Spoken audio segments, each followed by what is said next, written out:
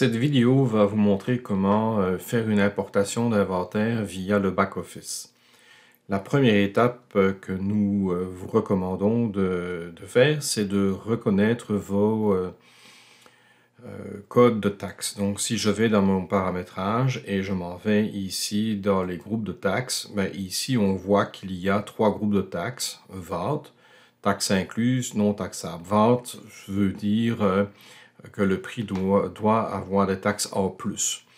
Donc, et il aura ces 2 taxes-là. Donc, dans notre cas ici, on va surtout se rappeler que le groupe de taxes que l'on veut utiliser, c'est VAT en majuscule. Donc ça, c'est la première étape à franchir, de bien se souvenir de cette partie-là. La seconde étape est de bien préparer le chiffrier Excel que l'on veut importer.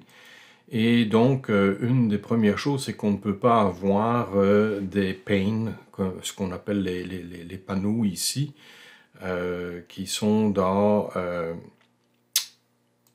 le chiffrier Excel. Je suis en train de chercher, je l'ai trouvé tout à l'heure.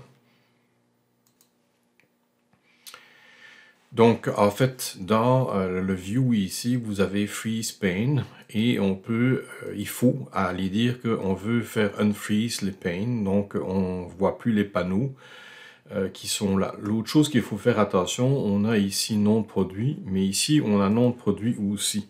Ça peut prêter à confusion, donc ici on va l'appeler nom de produit long.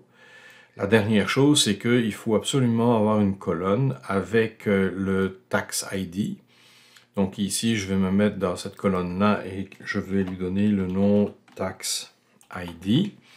Puis ici, on a vu que c'était VAT.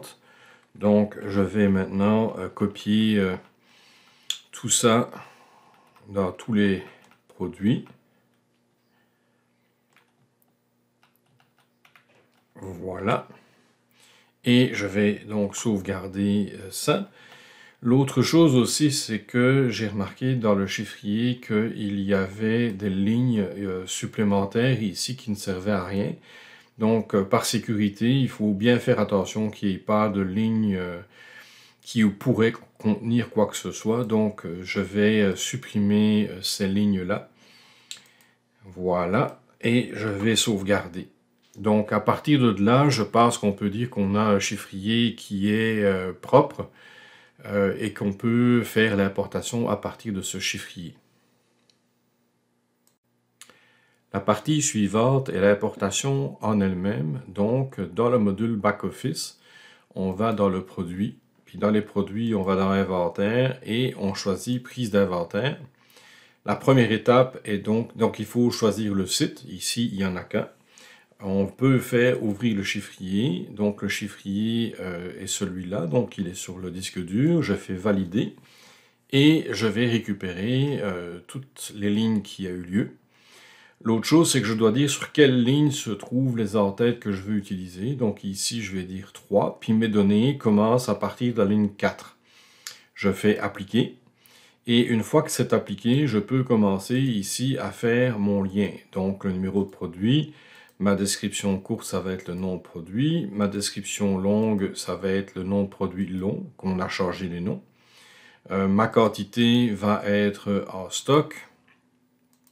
Je continue, le coût va se retrouver dans le wholesale dollar, le prix de vente va se retrouver dans le retail dollar, le groupe de produits, on ne l'a pas dans le chiffrier, le fournisseur, on l'a à cet endroit-là, et ensuite on n'a pas de quantité minimum ni maximum, et le code de taxe va être la colonne qu'on a rajoutée qui s'appelle UID.